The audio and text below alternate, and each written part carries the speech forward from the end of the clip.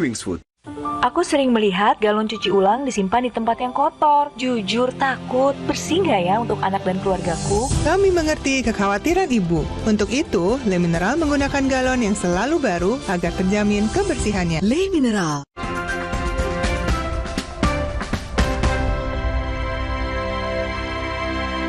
James Robin kali ini. Coba dikejar. Oh, itu dia pemirsa. Ini dia. Tampil di kandang sendiri Stadion Gelora Bung Karno, Jakarta, Timnas Indonesia U23 tampil menekan sejak awal. Namun, peluang demi peluang Jens Raven dan kawan-kawan masih belum berbuah gol. Garuda Muda yang mengambil inisiatif serangan justru dikejutkan dengan gol Vietnam yang terjadi di menit ke-36. Nguyen Chong Pong menyambar bola muntah di kotak penalti dalam situasi sepak pojok. Timnas Garuda Muda tidak mampu menyamakan skor hingga peluit panjang. Skor 1-0 untuk Vietnam U23 bertahan hingga pertandingan berakhir, sekaligus membawa Vietnam meraih gelar Piala AFF U23 untuk ketiga kalinya secara beruntun.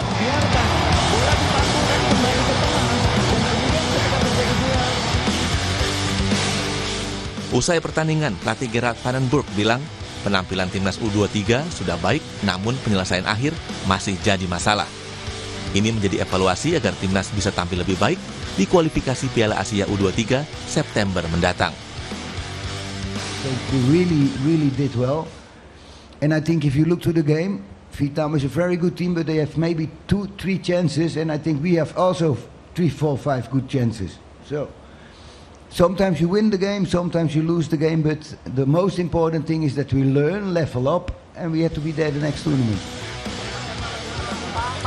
Sementara Ketua Umum PSSI, Erick Thohir bilang, Timnas kalah karena sempat kehilangan fokus, namun di saat yang krusial dan menjadi gol bagi Vietnam.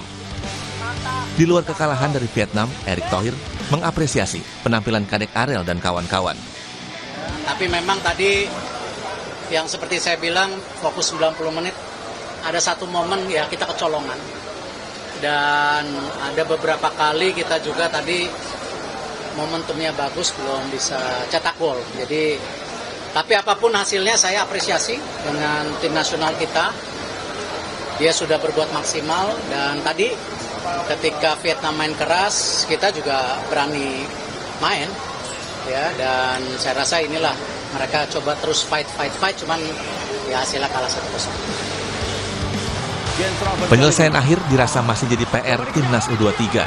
Masih ada waktu sekitar 1 bulan lebih untuk pelatih Gerard van den Burg mengasah lini depan Garuda Muda menjadi lebih tajam. Angga Nuriski, Septa Yoga Janaloka, Kompas TV Jakarta.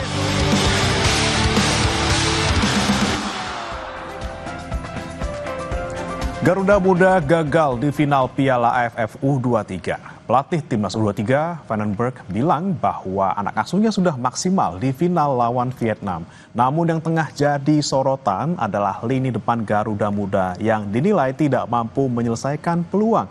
Kemudian apa evaluasi dari kekalahan Timnas U23 semalam? Kita bahas bersama dengan sejumlah narasumber. Di studio sudah hadir Ketua Umum Paguyuban Supporter Timnas Indonesia, Ignatius Indro. Selamat pagi, Mas Indro. Pagi. Dan dari sambungan daring, saudara, juga ada hadir analis sepak bola Bungkus Naini dan juga mantan pemain Timnas Indonesia Aji Santoso. Selamat pagi, Bungkus, Coach Aji. Selamat pagi, Mas Bray, Coach Aji. Selamat pagi. Ya. Baik, Bungkus, saya mau ke Anda dulu nih. Bungkus, kita lihat kemarin sama-sama memang pernyataan dari Erick Thohir ini memfokuskan pada lini serang kita yang kurang maksimal, kemudian juga finish kita juga katanya kurang maksimal, kemudian kenapa kita bisa kebobolan dan juga tidak mencetak gol kemarin. Bagaimana pandangan Anda, Bungkus?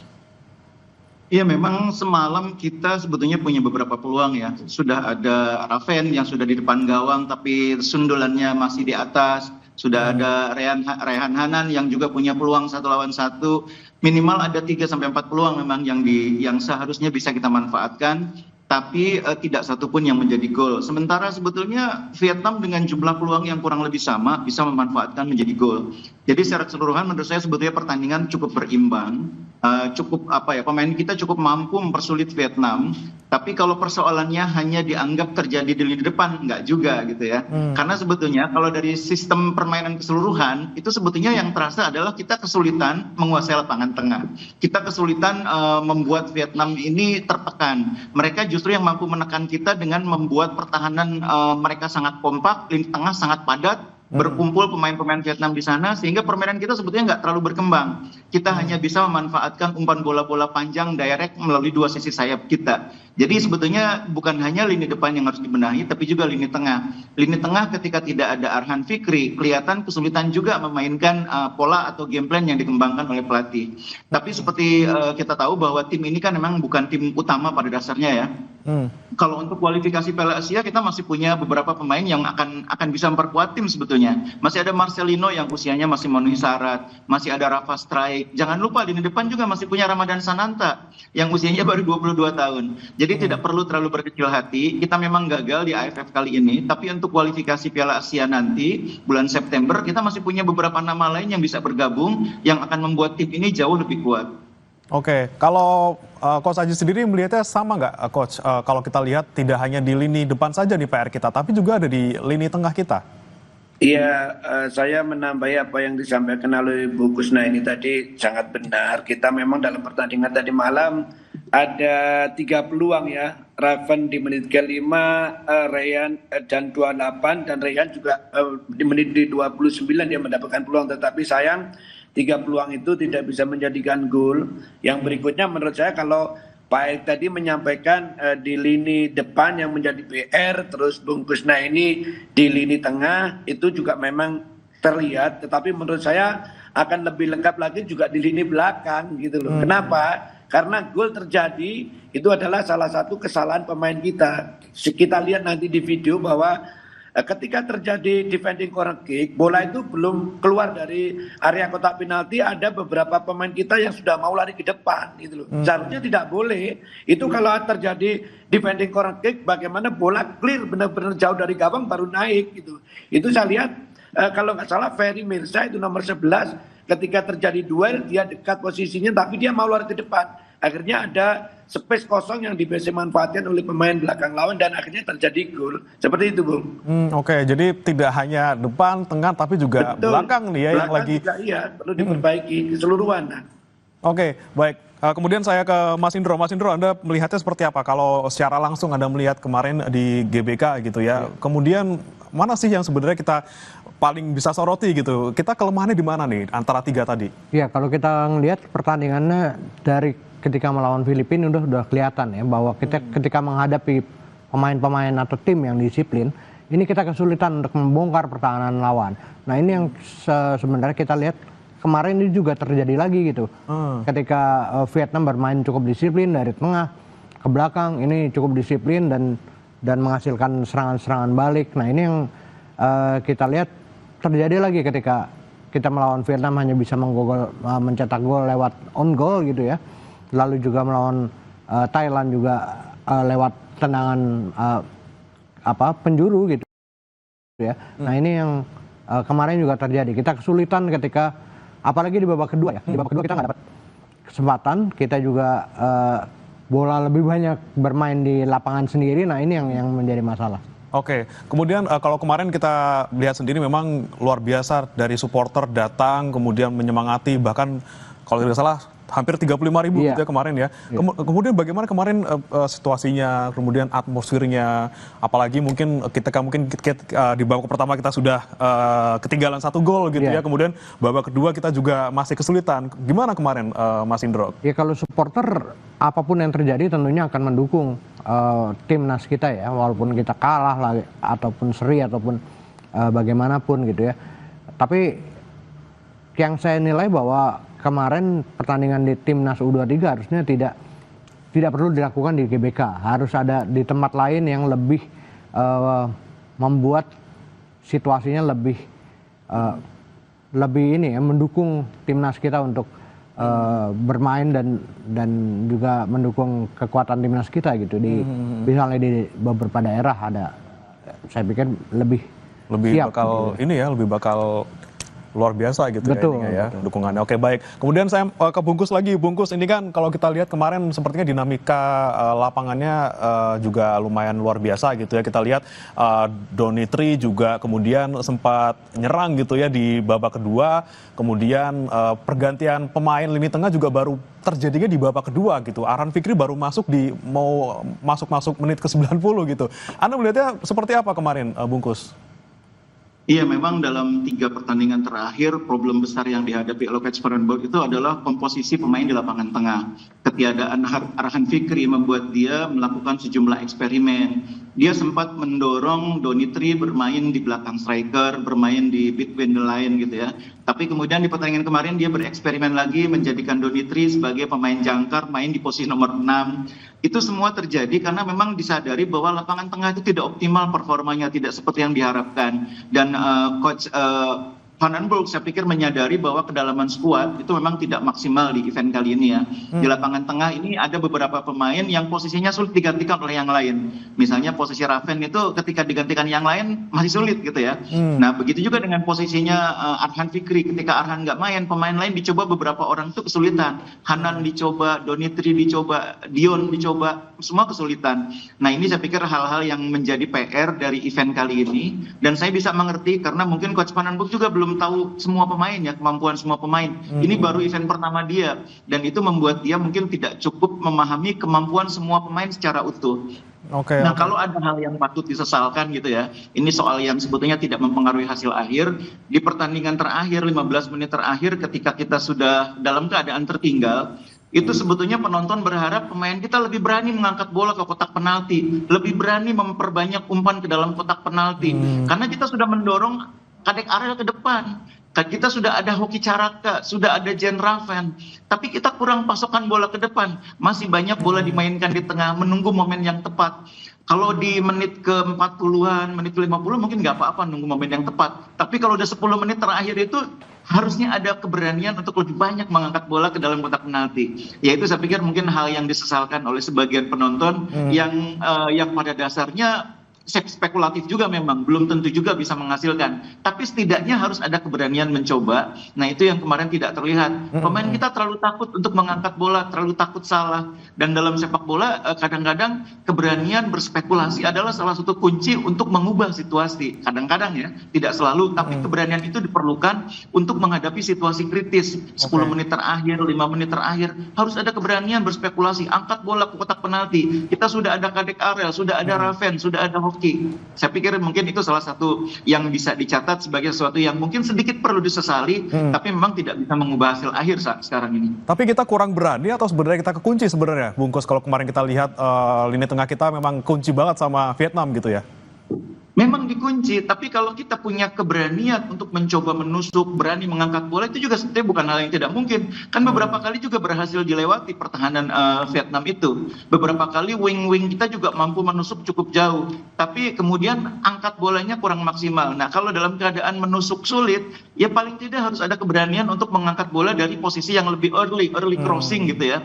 Minimal bola diangkat ke kotak penalti dulu untuk menciptakan scrimmage, untuk menciptakan kemelut. Nah itu yang kemarin agak kurang terlihat.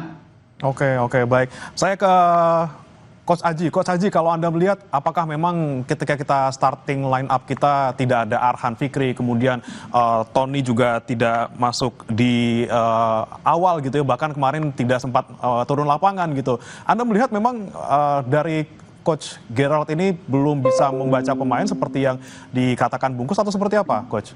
Iya, bisa aja apa yang disampaikan oleh Bungkus ini nanti benar ya, karena memang dengan tidak adanya Tony, dengan tidak adanya Arhan Fikri, memang penguasaan di lapangan tengah kita sedikit kalah dengan Vietnam gitu loh. Terus apalagi yang disampaikan Bungkus ini tadi juga ada benarnya ketika kita ketinggalan, tim kita ketinggalan dan waktunya sudah mau habis 10 menit atau kurang 5 menit, memang harus ada perubahan taktikal gitu. Kemarin pemain-pemain kita masih memaksakan mencoba melewat dari lapangan tengah, padahal kita tahu lapangan tengah begitu ketat, pemain-pemain Vietnam menjaga pemain-pemain kita. Jadi tidak ada empty space yang bisa dimanfaatkan oleh pemain-pemain. Salah satunya bagaimana caranya? Mereka melakukan crossing tapi diagonal crossing ya, bukan bukan crossing yang dari stopper langsung ke depan itu memang juga kurang efektif. Akan lebih efektif kalau bola dari samping. Ketika pemain-pemain kita memainkan bola di tengah, diarahkan ke samping, begitu dari samping harus melakukan early crossing karena biar terjadi duel scrimmage di depan penjaga gawang lawan itu yang tidak terlihat gitu. Kalau memaksakan dari tengah sangat sulit karena memang mereka melakukan compact defense yang sangat sulit ditembus untuk pemain Vietnam bisa terbuka. Nah, salah satunya untuk memecahkan dari bagaimana ketika lawan melakukan compact defense dari samping salah satunya, atau juga melakukan long range shoot tetapi tidak ada kesempatan untuk bisa melakukan long range shoot. Yang paling efektif adalah melakukan crossing dari samping. Oke, kalau Mas Indro sendiri melihatnya seperti apa Mas kemarin? Kita sebenarnya memang tertekan di lini tengah kita atau kitanya kurang berani sebenarnya, seperti kata Bungkus gitu? Iya, sebenarnya kata Bungkus bahwa pemain kita juga kurang berani ya untuk melakukan penetrasi ke dalam. Ini yang kalau misalnya kita udah tertinggal dan sisa waktu udah tinggal sedikit, harusnya lebih berani lagi. Tapi kemarin kita tidak melihat bahwa ada keberanian lebih banyak bermain di lapangan sendiri. Nah, ini yang kita sesalkan. Kenapa supporter sendiri juga kesel ya melihatnya ya. Kenapa bolanya ke belakang terus gitu. Itu kemarin perasa tuh kemarin dia, iya. Harusnya ini gitu. Iya, kita berharap bahwa ada penetrasi yang lebih berani ke depan. Oke, baik.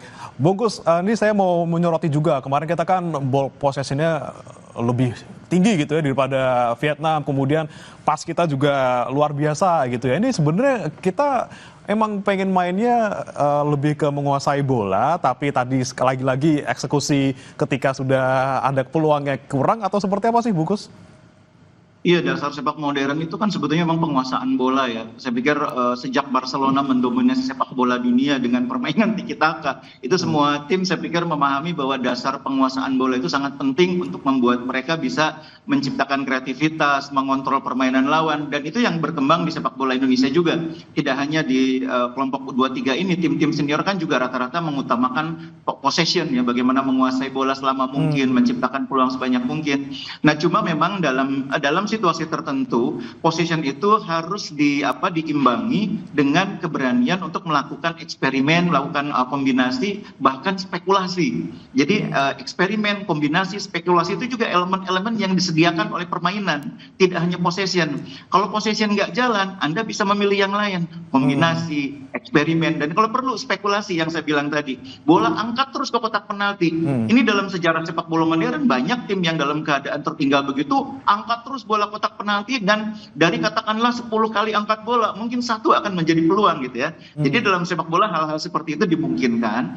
Cuma memang possession itu adalah kunci awal yang biasanya menjadi dasar permainan kita. Nah, Coach Van den Broek ini kan mewarisi sepak bola Belanda yang juga kuat dalam possession. Tapi sebetulnya selain possession, sepak bola Belanda itu kuat juga dalam permainan wing wondersnya Belanda itu kan luar biasa sepanjang sejarah. Nah, kemarin kita wing kita agak kesulitan itu masuk ke area pertahanan lawan. Nah, kalau kesulitan maka harus dipilih eksperimen yang berikutnya, kombinasi, dan kadang-kadang perlu spekulasi. Jadi banyak hal yang saya pikir bisa dicatat, bisa dipelajari dari permainan kemarin, dan saya tidak terlalu kecil hati dengan kekalahan kemarin karena secara permainan kita tidak kalah, hanya kita belum cukup maksimal memanfaatkan potensi pemain.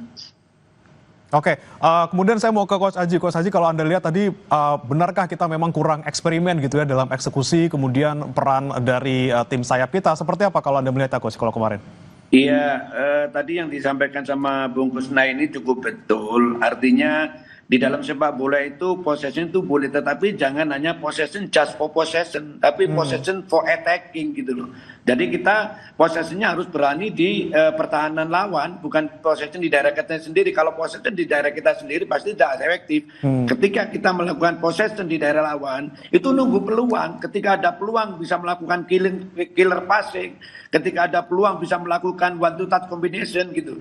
Kemarin yang saya lihat, saya tidak pernah sekalipun ngelihat satu kombinasi 1-2 di sepertiga pertahanan lawan. Padahal itu juga merupakan salah satu kunci atau alat untuk bisa memecah dari pertahanan yang kompak, melakukan kombinasi. Kita lihat di sepak bola modern ketika terjadi compact defense lawan, mereka banyak sekali melakukan kombinasi-kombinasi. Nah, itulah yang paling penting itu.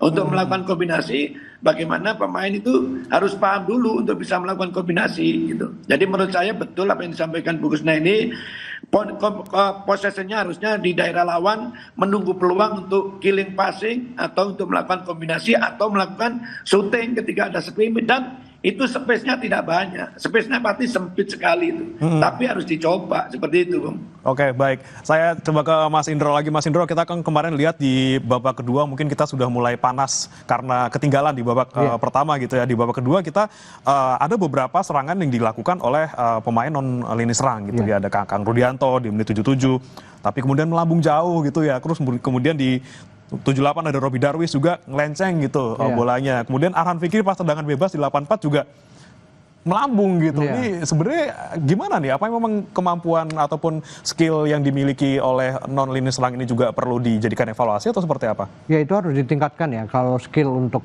menembak langsung ke arah gawang ataupun memberi umpan-umpan ke arah gawang. Tapi percobaan-percobaan seperti itu harusnya lebih banyak dilakukan ketika kita memang sudah tertinggal gitu ya. Kita sudah tertinggal dan waktu juga sudah semakin sempit lagi gitu. Nah ini partai final harusnya lebih berani lagi melakukan penetrasi ke dalam, lebih umpan-umpan ke kotak penalti lawan. Nah ini harusnya dilakukan seperti yang dikatakan oleh Bungkus dan juga Coach Haji ya. Ini harus lebih banyak lagi dilakukan karena kita sendiri sebagai supporter di stadion gregetan gitu ya. Kenapa bolanya ke belakang terus gitu. Nah, iya. Oke, Bungkus, setuju Bungkus kalau kita perlu eksperimen juga ketika kita sudah tertinggal gitu ya. Kita baru bisa mulai untuk nyerang-nyerang oleh pemain non lini serang ini di menit ke-77 ke atas. Seperti apa sih Bungkus?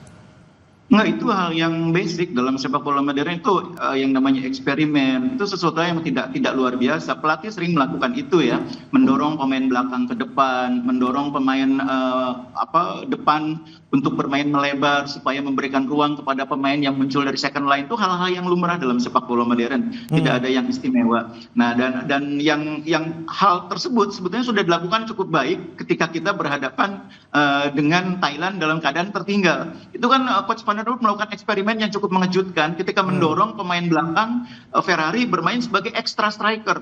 Memasukkan Brandon Sneman juga sebagai extra midfielder yang tujuannya untuk membuat lapangan kotak penalti lawan itu penuh oleh pemain-pemain kita yang punya postur tinggi untuk memanfaatkan bola atas. Itu eksperimen dan itu sangat bagus yang membuat situasi di lapangan berubah. Nah, eksperimen seperti itu dalam sepak bola hal yang dimungkinkan ketika situasi membutuhkan. Jadi kuncinya adalah timingnya harus tepat ketika melakukan hal-hal seperti itu. Nah, kemarin seperti yang kita bahas tadi, kita sudah tertinggal 0-1, tinggal 15 menit, tinggal 10 menit.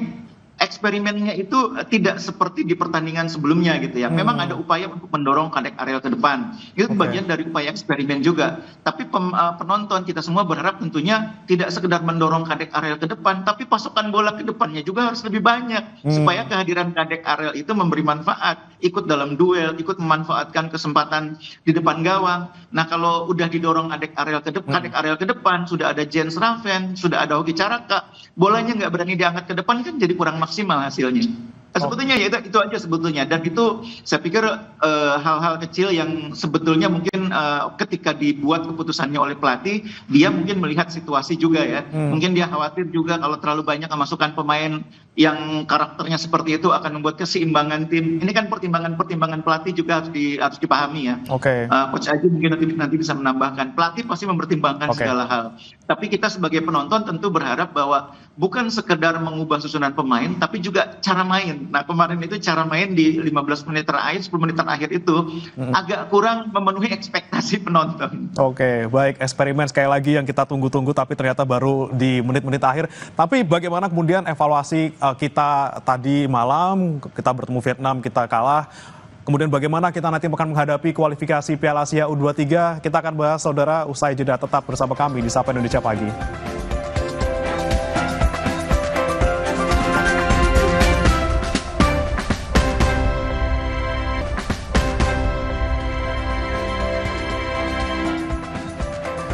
Anda kembali di Sapa Indonesia Pagi, saudara. Kita masih membahas terkait dengan bagaimana kemudian kemarin kita harus menelan kekalahan melawan Vietnam, dan saat ini bagaimana kita kemudian evaluasinya agar nanti di kualifikasi Piala Asia U23 lebih baik. Saya mau pertama ke Bungkus dulu. Bungkus, kira-kira nih Gerald harus ngapain? Karena kan ditunjuk lagi walaupun kita kalah di Piala AFF. Apa yang perlu disiapkan oleh Gerald Vandenberg? Ya memang harus dilanjutkan ya, Coach Gerard baru satu event dan dia saya pikir cukup baik mencapai final, harus diberi kepercayaan tambahan untuk melanjutkan pengelolaan tim ini, tapi juga harus diberi program keleluasaan untuk membuat program yang lebih tepat. Kan kemarin menuju AFF ini kan tidak ada uji coba, sekuat apapun timnya kan kalau nggak sempat diuji coba kan pelatih jadi tidak bisa mengevaluasi ya, istilahnya melihat hasil latihan itu kan dalam pertandingan. Nah kalau nggak ada uji coba bagaimana melihat hasil latihan? Hasil latihannya dilihat justru dalam pertandingan yang sebenarnya. Itu yang saya pikir kekurangan persiapan kemarin. Yang kedua tentu harus ada materi pemain yang lebih lengkap ya. Kita masih punya stok pemain yang cukup banyak di luar tim yang ada sekarang yang bisa membuat tim ini lebih kuat. Tadi saya sudah menyebut ada Sananta di depan, ada Rafa Strijk, jangan lupa masih ada Marcelino, di belakang juga masih ada beberapa nama yang bisa dipanggil lagi nanti. Nah yang penting kita sekarang punya bahan untuk mengevaluasi kekurangan tim ini dan waktu untuk memperbaiki kekurangan itu. Kita tahu bahwa nanti akan ada Korea Selatan, ada Laos, ada Macau, itu lawan-lawan yang tidak mudah terutama Korea Selatan. Nah kalau kita persiapannya tidak baik, skuadnya tidak lebih lengkap dari sekarang, ya memang hasilnya nanti juga mungkin bisa tidak sesuai harapan. Karena itu kesempatan persiapan ini harus betul-betul dimanfaatkan bukan hanya untuk tes tapi juga untuk uji coba yang tepat. Begitu juga pemain harus dicari yang bisa mengisi posisi-posisi yang kemarin tidak tergantikan. Pemain yang bisa menggantikan Arhan Kakak atau bahkan kualitasnya di atas Arhan Fikri maksud saya. Ada Marcelino salah satunya. Di depan kita mungkin butuh pemain yang lebih matang daripada Raven. Raven ini memang mencetak gol cukup banyak, tapi kan hanya lawan Brunei banyaknya. Dan jangan lupa Raven ini kan belum main di liga profesional, baru akan main musim ini. Jadi kita perlu striker yang lebih teruji. Kan kita punya beberapa nama, ada Sananta, ada Strijk dan sebagainya. Kira-kira seperti itu. Oke, Coach Haji punya pandangan yang sama. Coach, kita perlu uji coba dulu sebelum kita nanti kualifikasi Piala Asia dan turunkan nih striker-striker yang punya pengalaman sebelumnya gitu. Ya tentunya melihat salah satu hasil dari latihan adalah memang perlu sekali uji coba, apalagi nanti di Piala Asia uji coba ketemu dengan Korea. Tentunya kita harus beruji coba dengan lawan-lawan yang setipe dengan Korea. Satu itu. Yang kedua, menurut saya kalau masalah teknis, menurut saya semua aspek dari pertahanan harus diperbaiki. Bagaimana pertahanan kita benar-benar fokus ketika terjadi corner kick, set piece, itu harus fokus benar-benar clear, baru menyerangnya. Berikutnya di lini tengah bagaimana kreator-kreator ini perlu diperkuat lagi, dipertajam lagi, tidak hanya mengandalkan 1-2 pemain aja, karena ketika ada pemain inti yang tidak main itu sedikit goyah, itu seharusnya tidak boleh terjadi. Nah itu tentunya memerlukan pemain-pemain yang kualitasnya seimbang. Yang berikutnya untuk lini depan, apa yang disampaikan Bung Kusnai ini, apa yang disampaikan oleh Pak Erick Thohir sangat tepat. Bagaimana kita mempertajam lini-lini serang kita, karena memang itu tadi kemarin ada peluang yang Raven yang harusnya terjadi gol ketika heading itu, tapi akurasi skillnya salah, nggak tepat gitu loh. Jadi memang semua aspek baik dari non teknis yang seperti uji coba, pemusatan latihan juga perlu lebih baik lagi. Masalah teknis yaitu dari semua aspek, dari pertahanan, dari lini tengah, dari lini depan, semua harus dievaluasi supaya bisa mendapatkan hasil maksimal. Apalagi kita masih punya beberapa pemain yang masih usianya masuk untuk dipanggil seperti Marcelino, Sananta. Tentunya ini menjadi kekuatan yang lebih untuk Piala Asia nanti. Seperti itu. Oke, baik. Kemudian saya ke Mas Indro. Mas Indro, tadi sempat Anda katakan juga di segmen sebelumnya bahwa memang kita tuh selalu PR-nya ketika menghadapi tim yang disiplin gitu ya. Selalu Vietnam, kemudian Thailand, dan juga Filipina. Kemudian ketika nanti kita di kualifikasi Piala Asia U23, gimana nih tantangannya ke depannya? Kita kan akan menghadapi lawan yang lebih bervariasi lagi, tidak hanya ASEAN seperti itu. Iya, kesempatan sebenarnya kalau Piala Asia ini kan masuk dalam agenda FIFA. Berarti kita bisa memanggil pemain-pemain yang memang dibutuhkan seperti Ramadan Sananta, lalu juga ada beberapa pemain lain gitu, Marcelino bisa kita mainkan. Nah ini sebenarnya lebih menguntungkan dibanding dengan Piala AFF yang memang bukan agenda dari FIFA. Kita agak sulit untuk memanggil pemain-pemain tersebut gitu. Tapi ini kita masih punya waktu 1 bulan untuk mempersiapkan Piala Asia U23 ini. Bagaimana Coach Gerrard ini tentunya akan banyak melakukan perubahan-perubahan, lalu juga bagaimana meningkatkan pemain-pemain kita. Nah, ini yang harusnya Coach Gerrard bisa melakukan itu. Oke, baik. Kemudian kembali kita bagaimana kemudian nanti Gerrard ini harusnya menggembleng para pemain U23 ini. Bungkus, kira-kira yang harus kita fokuskan gembleng anak-anak ini apa lagi nih, Bung? Mungkin selain lini serang kita, tadi kata Coach Aji juga lini tengah kita juga perlu digembleng gitu ya dari segi teknik bermain. Seperti apa, Bungkus, kalau menurut Anda?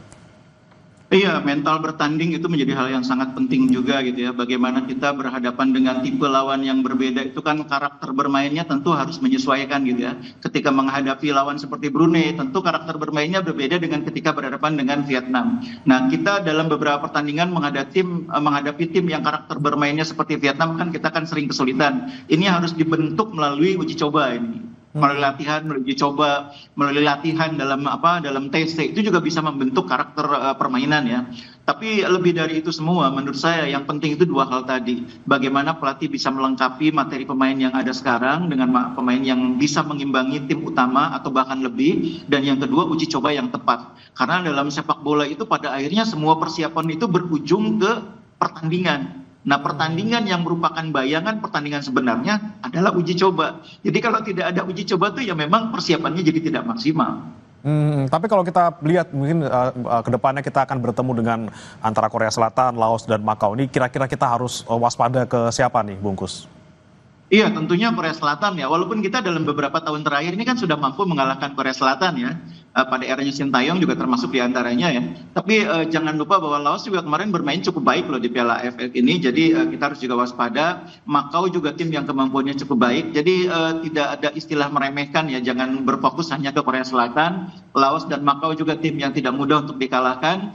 Kuncinya memperbaiki diri dulu, memperbaiki materi pemain yang ada di tim ini, memperbaiki persiapan kita, memperbaiki uji coba kita. Nah, kalau kita sudah melakukan itu, saya pikir lawan yang manapun kita tidak perlu khawatir ya. Walaupun memang di atas kertas Korea Selatan itu akan menjadi lawan terkuat kita di kualifikasi ini. Oke, kalau uji cobanya kita kira-kira yang tepat untuk menghadapi calon lawan kita di Piala Asia nanti siapa, Bungkus?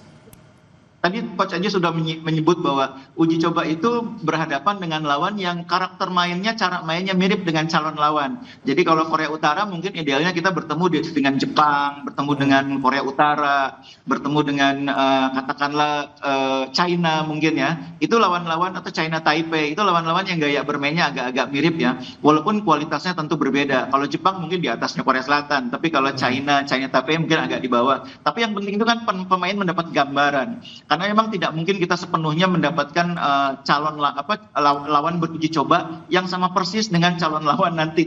Biasanya jarang terjadi. Oke, baik. Saya ke Coach Aji. Coach Aji, ini mungkin pertanyaan usil juga ya dari kemarin konferensi pers oleh wartawan juga gitu. Kira-kira kita perlu nambah orang lagi nggak? Atau kita perlu tadi ambil orang-orang yang sudah ada, kita maksimalkan kehadirannya, misalnya Ramadan Sananta atau Rafael Strike, atau perlu nggak sih nambah lagi gitu, Coach? Ya, saya pikir kalau untuk menambah kekuatan sangat perlu ya, karena kita lihat untuk pertandingan nanti ketemunya juga yang paling berat memang Korea, meskipun kita tidak boleh underestimate dengan 2 lawan yang lainnya. Kalau seumpamanya bisa mendatangkan lagi pemain seperti Sananta, Marcelino, dan Stowit, itu menurut saya akan menambah kekuatan yang akhirnya juga pelatih akan banyak pilihan gitu loh. Kalau ada pemain-pemain tersebut gitu. Itu kalau rekrut pemain baru, Coach, kira-kira? Ya, perekrutmen baru maksudnya yang seperti apa itu? Dari kita naturalisasi lagi atau kita ambil yang diaspora lagi gitu? Saya pikir untuk ini belum dulu lah. Marcelino, Sananta, pemain-pemain yang sudah ada, saya pikir ya kita lihat dulu perkembangan seperti apa. Sebenarnya tim ini bagus, cara main ini kemarin juga bagus. Tapi kembali lagi kalau kita bicara masalah teknik, Mas, di lapangan. Sekarang sepak bola modern itu semua, baik di Eropa, di negara manapun, itu selalu menggunakan compact defense. Coba kita lihat kompetisi-kompetisi di Inggris yang sangat ketat, nggak ada satu pemain pun yang ada tinggal di atas, selalu dia berada di depan bola gitu. Jadi sekarang kita tidak boleh berekskuse lagi kita kalah karena lawan menggunakan compact defense, tetapi yang penting adalah bagaimana caranya kita bisa memenangkan compact defense kan begitu. Karena sepak bola modern tuntutannya seperti itu. Oke. Gitu. Tapi kalau Coach, kalau kita melihat penampilan kita di kemarin Piala AFF, kemudian apa yang perlu ditingkatkan dari segi fisik dari para pemain? Apa kita perlu juga latih mereka agar tetap prima gitu sepanjang 90 menit? Oh ya pastinya harus seperti itu. Itu juga merupakan salah satu sehebat apapun, skill setinggi apapun, kalau tidak didorong dengan kualitas fisik yang bagus tidak akan berjalan gitu loh. Jadi sepak bola itu memang 80% itu di kepala, sepak bola itu di kaki. Sepak bola itu di kepala bukan di kaki. Tetapi kalau sepak bolanya bagus, di kepalanya bagus, tapi kalau tidak tenaga ya nggak bisa jalan juga. Seperti itu, Bu. Oke, baik. Terakhir nih saya mau ke Mas Indro. Kita bakal dapat kesempatan gitu jadi tuan rumah nanti di kualifikasi Piala Asia U23. Persiapannya seperti apa nih, Mas? Ya, kalau supporter sendiri persiapannya lah seperti biasa ya, bahwa kita akan selalu mendukung dimanapun. Ketika kita menjadi tuan rumah, kita akan menghadiri supporter sebagai pemain ke-12. Yang pasti kita berharap bahwa ada peningkatan kreativitas dari pemain-pemain kita. Gitu ya, kita harapkan dengan pemain-pemain seperti Marcelino, Ramadan Sananta, lalu juga Rafael Struijk ini meningkatkan kreativitas para pemain sehingga kita tidak seperti kemarin ya, kita kayaknya gergetan gitu melihat kenapa bolanya ke belakang terus gitu, sementara kreativitas ke depan berkurang. Nah ini yang kita harapkan. Tapi tidak hanya di final nih, Mas Indro, kita siap memenuhi dari awal tahapan? Iya, tentunya kita akan persiapan memenuhi. Kemarin kalau kita sepi di saat lawan Brunei, ini kan karena ini pertandingan AFF lalu U23 gitu ya, dan juga mungkin kondisi ekonomi sosialisasi kita juga sosialisasi yang kurang, terus juga keadaan ekonomi juga kita, daya beli masyarakat kita berkurang. Nah ini yang tentunya menjadi masalah ketika kita harus menonton ke dalam stadion.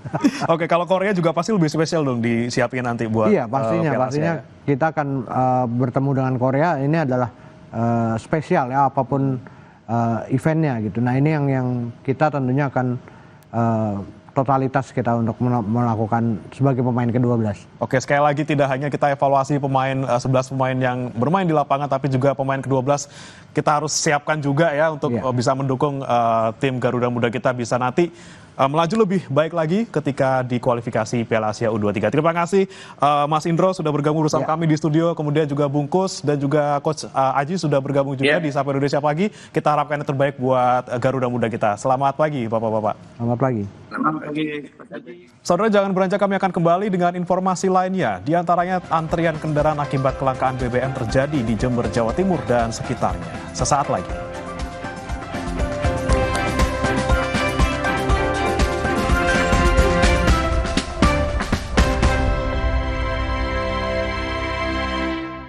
Aku Viva melewati 7 tahap nano purifikasi, menjaga sejuknya kemurnian dari mineral baik dalam setiap tetesnya.